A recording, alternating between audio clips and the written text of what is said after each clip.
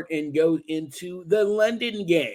And I'm glad we don't do divisionals in London. I'm really happy that we don't do that because that would be really a discredit to the home fans and things like that. Those are the games they got to go to. Those are the rivalry games. But we got two teams that are not that far from each other. Atlanta's not that far from Jacksonville. So it's going to be a pretty good matchup between two South teams. You got the NFC South represented by the Falcons, and you got the Jags representing the AFC South. You got the Jags coming off of would you say a surprise loss? There's never a surprise loss in a divisional game. I'm sorry. A lot of people can say what they want, but I even said it yesterday in my segment about the Texans win.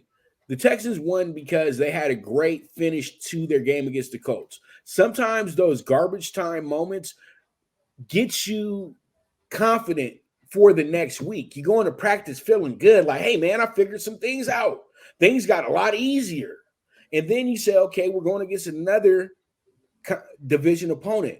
We have more than a scouting report. We have an extended scouting report on this team. So we know exactly what's coming. And the Jaguars walked in there, and I guess they saw the video of the guy who said that they were free money to win the division this year and all that good stuff. The highest odds to win a division this year, minus what 220, what it was, Jeff, for them to run away with the South. And me and Jeff told you guys when it during the preview of both Southern divisions, they're both wide open. You're not handing this to anybody. So you might be overspending your money if you trust the Jaguars because they were a team that had a late push at the end of the year. That was nice, but they were a slow cooker. Let's keep it real. They were absolutely awful in the first half of the season because they had to figure some things out, and they had expectations in the first half of the season. And then we didn't care anymore, and then they stepped it up. So that's why I said the Jaguars, I think that people got a little too excited about them a little bit too quickly.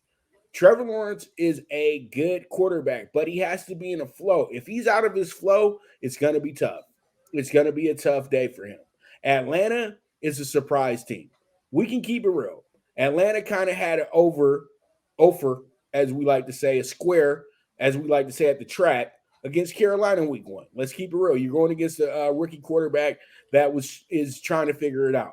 Week two, you guys had a great push from your home crowd, and you were able to come back in a game against an inexperienced quarterback and a defense that's not that disciplined. So you guys go 2-0. Then when you had to play in a game against a team that has expectations like the Lions do, they got absolutely strapped. So you look at it and say, okay, the Falcons' run game has to be it for them to do well. I'm looking at the Jags numbers. The Jags aren't doing that great with stopping the run. And they are very susceptible to the quarterback run as well, too, Jeff. So with that, I'm going to go ahead and do this. I'm going to go ahead and be a little froggy, but I'm about to leap, brother, and give me the Falcons plus 130 in this game. I feel like they go into London and they go ahead and knock off the Jaguars. I feel like the Jaguars are going to be a constant overbet by everybody because everybody's so sure that they'll win a game in Europe. Your thoughts? Yeah, London, that's where the Jags have been talked about forever, is where they're moving to once they move out of Jacksonville. They've had great success in London. Now let's go back to this Jaguar team that you and I talked about that the whole world says was printing free money. I mean, there's no one in that division that's going to win the division other than the Jaguars. And we know it. We did that to Indy last year as well. So, and it happens every year, whether it was Tennessee, Indy, or now Jacksonville, because don't forget, everyone has just counted out this Houston team, which, CJ Stroud has looked amazing, but we'll get to them. Two clunkers in a row. They win in Indy, a tough fought battle opening week. Then in come the Chiefs, and they shut Lawrence right down. And then 10-point favorites against Houston, and their offense, again, nowhere to be found. supposedly here a get well spot for them. A surprising Atlanta team, 2-1. The whole world will be on Jacksonville. Bounce back, get well for Trevor Lawrence, ETN, Calvin Ridley, Ingram, et cetera, et cetera, et cetera.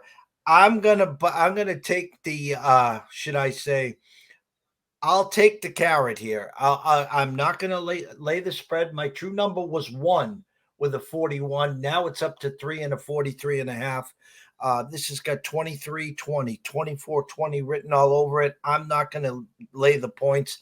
I'll lay the money line minus 150 and hope the Jags get a win, get back to 500, and then get their butts back home. Well, that sounds good to me, and there's a lot of pressure on those people that overpaid for those division futures. I already know, sweating it out each game there is pretty much, so it's gonna happen. We know. So let's move forward. Let's jump